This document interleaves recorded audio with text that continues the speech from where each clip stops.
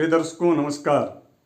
आज दो ग्रहों के युति के इस सीरीज में हम चर्चा करने वाले हैं आज गुरु और सूर्य की युति का आपके जीवन पर क्या शुभाशुभ प्रभाव पड़ेगा, इस पर शास्त्र का क्या मत है और साथ ही साथ में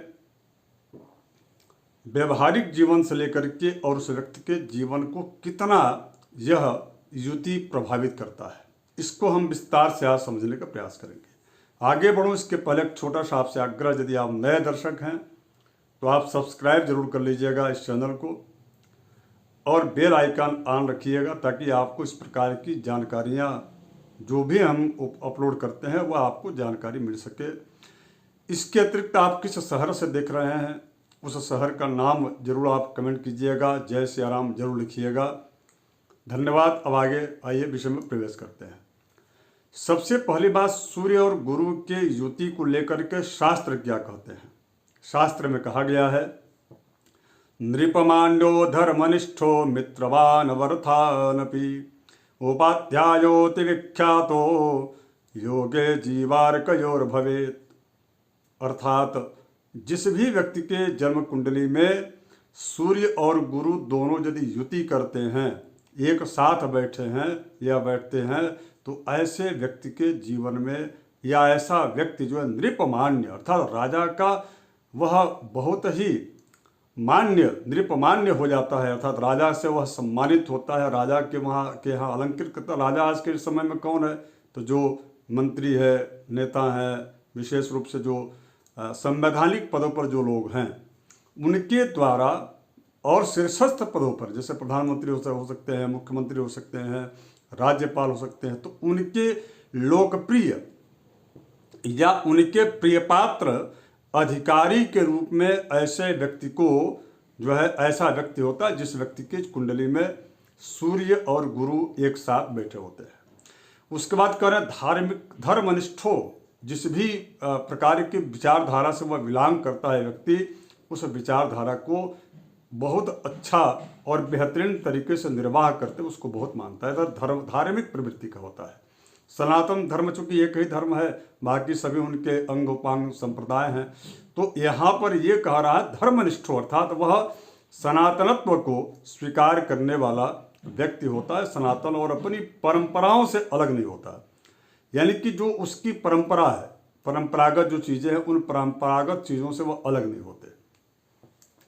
उसके बाद से मित्रों के बीच इनकी बड़ी अच्छी लोकप्रियता होती है, मित्रों के माध्यम से भी धन कमाने का अवसर इस व्यक्ति को प्राप्त होता है। कभी कभी ऐसा भी देखा गया कि जब सितारे गर्दिश में होते हैं तो उनके मित्रों के द्वारा उस व्यक्ति को एक नए व्यापार या कार्य करने के लिए प्रेरित करके मित्र जो है उनको अपने समान मजबूत बनाने में मित्रों का बड़ा योगदान होता है। तो इस प्रकार का भी अवसर देखा गया है। चूँकि समय है, कभी उतार चढ़ाव लगे रहता है, इसलिए मित्रों का और सगे संबंधियों का भी कहीं न कहीं प्रभाव फल और सुफल देखा जाता है।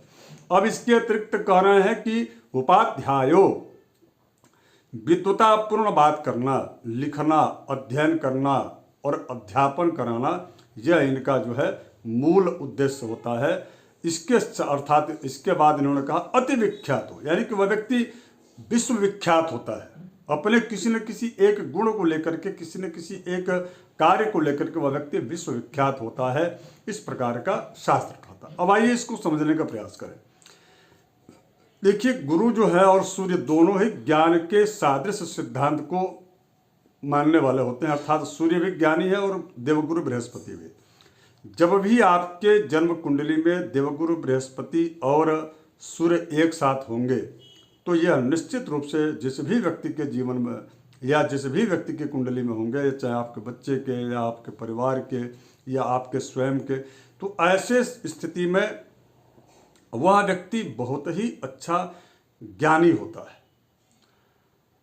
समाज के हर पहलुओं का अध्ययन करने के पश्चात वह व्यक्ति जो है अपने परंपराओं से दूर नहीं जाता, चाहे जिस भी प्रकार का आकर्षण विकर्षण उसके व्यक्ति के जीवन में आ जाए, लेकिन चाहे वह जो है उससे अलग दूर नहीं होता, अर्थात परंपरावादी होते हैं। अब इसमें देवगुरु बृहस्पति जो है और सूर्य में अंतर क्या है, तो इसमें वाराह मिहिर और पृथु यशस जो है का शब्द का उन्होंने प्रयोग किया, यानी कि विख्यात उन्होंने कहा है। एक और उन्होंने कहा कि अगर इस प्रकार की स्थितियाँ होती हैं तो कई बार ऐसा देखा गया है कि सूर्य जो है क्रूर स्वभाव के भी बनाते हैं। लेकिन मैं इससे व्यक्तिगत रूप से सहमत इसलिए नहीं कि बाकी अन्य ऋषि भी इससे सहमत नहीं थे। लेकिन इतना जरूर है कि ऐसे व्यक्ति का जो ज्ञान होता है वो बिल्कुल सकारात्मक होता है और सटीक होता है। उसके अतिरिक्त सूर्य पिता के कारक हैं और गुरु पुत्र के कारक हैं। यानी कि आप भाग्यशाली बहुत होते हैं जिनकी कुंडली में सूर्य गुरु की युति होती है, अर्थात पिता और पुत्र दोनों का सामंजस्य बहुत बेहतरीन होता है। इसलिए क्योंकि सूर्य के मित्र गुरु हैं। देखा जाए तो ग्रहों की जो मित्र और शत्रुओं की बात जो मित्र की बात की गई है, तो उसमें मित्र जो है ग्रह नैसर्गिक रूप से सूर्य के गुरु हैं। तो ऐसी स्थिति में निश्चित रूप से इस प्रकार की परिस्थितियां बनती है कि अगर यदि सूर्य और गुरु युति बना करके हैं तो वह पिता और पुत्र दोनों ही ज्ञानी होते हैं और दोनों का परस्पर में सामंजस्य बहुत अच्छा होता है। और ये दोनों ही परंपराओं को लेकर के आगे चलने वाले होते हैं, परंपरा विद्वेषी नहीं होते। अपने कुल खानदान, कुल रीति और इत्यादि जो चीज़ें हैं उनको लेकर के चलने वाले होते हैं। और इसीलिए भाग्यशाली शब्द का प्रयोग मैं कह रहा हूं कि वह पिता भाग्यशाली है जिसके पुत्र की कुंडली में सूर्य और गुरु की युति हो। वह पुत्र भाग्यशाली है जिसकी कुंडली में सूर्य और गुरु की युति हो, इसलिए क्योंकि उसके विचारों का तालमेल 100% जो है पिता के विचारों से में देखा जाता है। अब इसमें गुरु के बारे में आप सभी जानते हैं कि 9 लग्न से 9 पंचम योग में गुरु यदि बहुत अच्छा रिजल्ट देते हैं। इसके अतिरिक्त तो गुरु जो है वह दिग्बली होते हैं लग्न में। सूर्य और गुरु दोनों दिग्बली होते हैं। गुरु द्वितीय भाव में कारक होते हैं, द्वितीय भाव के, और अति विशिष्ट कारक जो है गुरु जो है वह पंचम भाव में, यानी कि पंचम भाव में होते हैं। सूर्य के बारे में आप सबको पता है कि जैसा कि मैं इस सीरीज में लगातार चर्चा करते आ रहा हूँ कि लग्न में वह जो है कारक होते हैं और सूर्य एकादश स्थान में यहाँ पर जो है अति विशिष्ट कारक होते हैं, जबकि दिग्बली होते हैं वो जो है सूर्य 10वें स्थान में। भाग्य स्थान में भी कारक होते हैं 9वें भाव में। तो कुल मिलाकर के दोनों की जो स्थिति है सूर्य और गुरु की, परस्पर में बहुत अच्छा तालमेल होता है। अब आइए आपके कुंडली में किस भाव में जो है सूर्य गुरु की युति है तो क्या प्रभाव पड़ेगा। सबसे पहला, लग्न में यदि सूर्य और गुरु दोनों की युति है तो आप परम सौभाग्यशाली हैं, परम भाग्यशाली हैं। ये कह लीजिए कि आपकी कुंडली में के अंदर यदि 1 करोड़ दोष हो तो उन सभी दोषों को समन करने का कार्य जो है सूर्य और गुरु की युति लग्न में कर देती है। लग्न मतलब आपका व्यक्तित्व और आपकी पर्सनालिटी।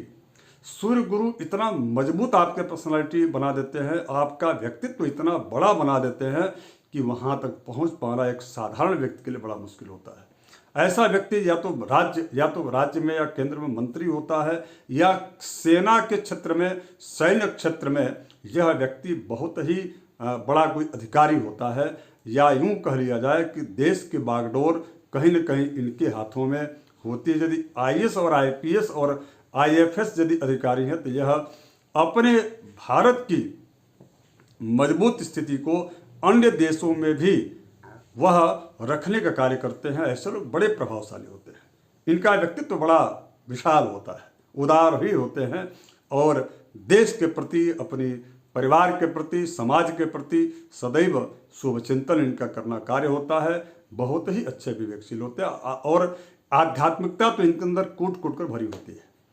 अब द्वितीय भाव में चूंकि गुरु कारक है, वहाँ सूर्य नहीं कारक है, लेकिन गुरु और सूर्य की युति जो द्वितीय भाव में होता है तो ऐसे जो लोग होते हैं, धन तो होता है,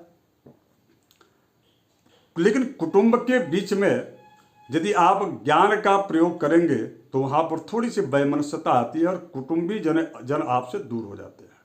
तो यहाँ सूर्य गुरु जो है धन देते हैं, किंतु जन से आपको दूरी कर देते, जो आपके स्वजन होते हैं उनसे आपको दूर कर देते हैं। थोड़ा यहाँ पर आपको ध्यान रखने की आवश्यकता है। अब वो बात कर लेते हैं तृतीय स्थान में।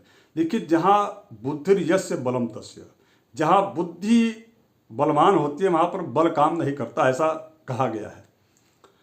या यूं कह लीजिए कि जहाँ पर बुद्धि से काम होता हो वहाँ पर बल का प्रयोग करना भी नहीं चाहिए वैसे भी, और यह व्यवहारिक जीवन की बात होती है, और वहाँ बल उतना उपयुक्त रहता भी नहीं है। पराक्रम भाव बल का है, पुरुषार्थ का है, पौरुष का है, सूरवीरता का है। यहाँ पर अगर यदि सूर्य और गुरु बैठते तो ये अपने आप को थोड़ा असहज महसूस करते हैं, ये उतना अच्छा रिजल्ट नहीं दे पाते। कहीं कहीं बल की भी बहुत आवश्यकता पड़ती है और केवल विवेक से काम नहीं होता। तो यहाँ पर थोड़ा समन्वय है, विवेक बुद्धि यानी कि ज्ञान और बल दोनों का सामंजस्य यहाँ तृतीय भाव में नहीं बन पाता। अब हम बात करेंगे चतुर्थ स्थान में। चतुर्थ स्थान में यदि सूर्य और गुरु की युति बनती है तो ऐसे जो लोग होते हैं वह बहुत ही वैभव संपन्न होते हैं, किंतु पारिवारिक स्थितियां यदि इनकी देखी जाए या पिता और पुत्रों के बीच के संबंध देखे जाए तो यहाँ पर विद्वेष कारक स्थिति बनी रहती है, आपस में तालमेल नहीं बनता।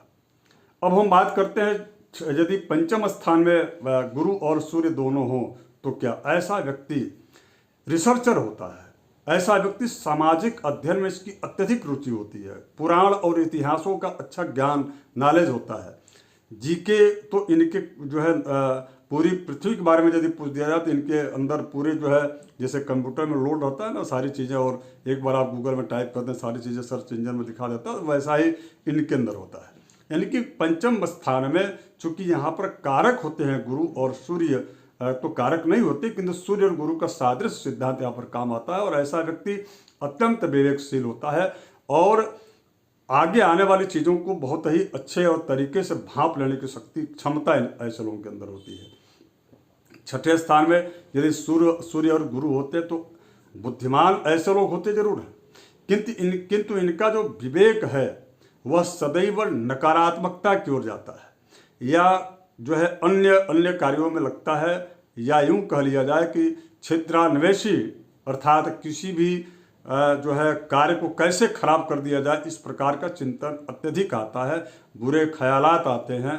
शत्रु इनके ऊपर हावी तो नहीं होते, लेकिन शत्रुओं और आपस में ही विजेता बनने के जो है उसमें लक्ष्य को लेकर के चलने के चक्कर में ये जो है विकास नहीं कर पाते, इनकी उन्नति अवरुद्ध हो जाती है। तो इस पर आपको ध्यान देना चाहिए। यदि छठे स्थान में ऐसी स्थिति बनती है, इस प्रकार के यदि अवगुण हैं आपके अंदर, इसको दूर करने की आवश्यकता। अब बात करूंगा सप्तम स्थान में।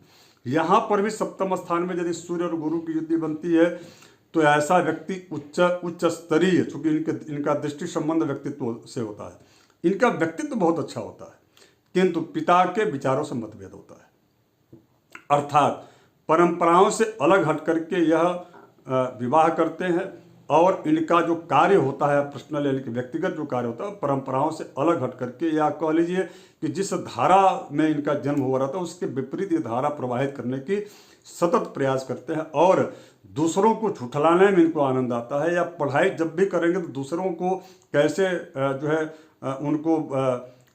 उनको अपमानित किया जाए या उनके ज्ञान को झुठलाया जाए, इस प्रकार का विपरीत अध्ययन इनका अत्यधिक होता है। थोड़ा यहाँ पर जो है अब यदि व्यापारी व्यक्ति है तो व्यापार बड़ा अच्छा होता है इस लोगों का, क्योंकि व्यापार की अच्छी इनकी सोच और बड़ी अच्छी स्थिति इनकी रहती है इस व्यापार के प्रति। अब यदि यही अष्टम स्थान में यदि सूर्य और गुरु की स्थिति बनती है तो वहाँ पर जो है आध्यात्मिकता तो इनके अंदर कूट कर भरी रहती है, किंतु विद्वेष और ईर्ष्या द्वेष भी देखा जाता है। जब भी यह व्यक्ति किसी भी समाज या किसी जो है मंच पर इनको यदि आसीन कराया जाए तो निश्चित रूप से वहाँ की कमियाँ इनको पहले दिखती हैं और जो है वहाँ की अच्छाइयाँ इनको बाद में समझ में आती है। तो इस प्रकार की स्थितियाँ सूर्य गुरु अष्टम स्थान में बनते हैं।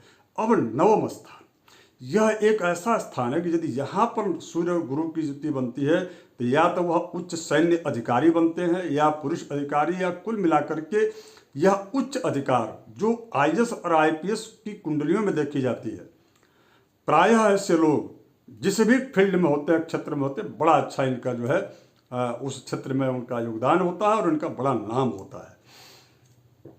अब हम बात करेंगे पिता और पुत्र के संबंधों की बात, या लग्न से नव पंचम योग की बात। तो दोनों ही दृष्टियों से देखा जाए तो यह बहुत ही बड़ा प्रभावशाली व्यक्तित्व बनाने की इच्छा शक्ति ये दोनों ग्रह रखते हैं, और जिस भी कुंडली में इस प्रकार की स्थिति बनती है वह व्यक्ति अत्यधिक सम्मानित और प्रतिष्ठित व्यक्तित्व का धनी होता है। प्रायः राजनीतिक क्षेत्र में भी देखा गया कि उच्च पद यानी कि जैसे जो है राष्ट्रपति का जो पद होता है, राज्यपाल का जो पद होता है, जो या राज्यसभा सदस्य मेंबर्स का जो पद होता है, उन जगहों पर बिना चुनाव में गए ही इन लोगों को इस प्रकार के पद की प्राप्ति या किसी जो है सोसाइटी या समितियां जो केंद्रीय स्तर की होती हैं उनके अध्यक्ष हो जाना आदि आदि चीज़ों की स्थितियां इनको, या सलाहकार समितियों में कहीं ना कहीं इनका मेंबरशिप का मिलना, इस प्रकार की स्थितियां बनती है। अब हम बात करेंगे दसम स्थान। दसम स्थान में चूंकि सूर्य यहाँ पर दिग्बली होते हैं, ऐसे लोग बड़ा पराक्रमी होते हैं, और यहाँ पर भी गुरु और सूर्य या तो यह कोई मंत्री होते हैं या तो किसी मंत्री या केंद्रीय जो है मंत्री के प्रवक्ता होते हैं, या किसी भारतीय अन्य जो जैसे भाजपा है, कांग्रेस है, सपा है, बसपा है, जो राष्ट्रीय पार्टियां हैं, उन पार्टियों के या तो प्रवक्ता होते हैं या तो एक अच्छे और उच्च क्वालिटी के पत्रकार होते हैं। ऐसे लोग जो है आध्यात्मिकता के क्षेत्र में यदि जाते हैं तो वहाँ पर भी अच्छे वक्ता और कुशल जो है जैसे प्रवचनकर्ता हो गए, या कोई अपना एक जो है कोई किसी बड़े ट्रस्ट या मठ या मंदिर के या उसके जो है अधिष्ठाता बन गए, इस प्रकार की स्थिति इनकी रहती है, बनती है। अब हम बात करेंगे एकादश स्थान में। यहाँ पर सूर्य अति विशिष्ट कारक ग्रह है। सूर्य जब भी एकादश स्थान में अति विशिष्ट कारक ग्रह बनते हैं तो इनका जो पराक्रम और जो इनका जो सोच इनकी जो होती है वह कूटनीतिज्ञता की होती है। ऐसे लोगों जो है दो चीज़ों को मिलाने जोड़ने की ताकत रखते हैं, और आय जब तक यह जीवित रहते हैं तब तक इनके जीवन में धनागम की स्थिति बनी रहती है। सामान्य परिवार में जन्म लेने वाले व्यक्ति, आप ध्यान से सुनिएगा, सामान्य परिवार में भी जन्म लेने वाला व्यक्ति या नीच कुल में भी जन्म लेने वाला व्यक्ति, यदि उनकी जन्म कुंडली में सूर्य और गुरु नवम, दसम और एकादश इन तीनों स्थानों में से किसी भी स्थान में है, तो यह ज्योति उनके लिए यानी उस व्यक्ति का व्यक्तित्व जो है चरमोत्कर्ष यानी कि शिखर पर होता है, और वह समाज का प्रेरक बनता है। चूंकि कुल उसका वैसा हो सकता है कि खराब हो, लेकिन वह व्यक्ति खराब नहीं है, और वह व्यक्ति अपने व्यक्तित्व के माध्यम से वह समाज में प्रेरक बनता है कि ऐसी जो है विषम परिस्थिति में भी अपने आप को जो है बड़ा किया जा सकता है, अपने व्यक्तित्व को बहुत ऊंचा किया जा सकता है। तो इस प्रकार की सोच रखने वाले लोग जो है एकादश स्थान में यदि सूर्य गुरु की युति होती बनता है। अब यही द्वादश स्थान में सूर्य गुरु की युति हो तो सूर्य और गुरु चूंकि द्वादश स्थान यह जो है मोक्ष का जो है स्थान होता है, यह शयनागार का स्थान होता है, यह जो है गोपनीयता का स्थान होता है। यदि यहाँ पर सूर्य गुरु होते हैं तो ज्ञान तो होता है, किंतु वह व्यक्ति अपने ज्ञान का प्रकटीकरण नहीं कर पाता है। अपने रिसर्च और शोध का करता जरूर है, किंतु नाम किसी और का होता है, श्रेय इस व्यक्ति को नहीं मिलता है।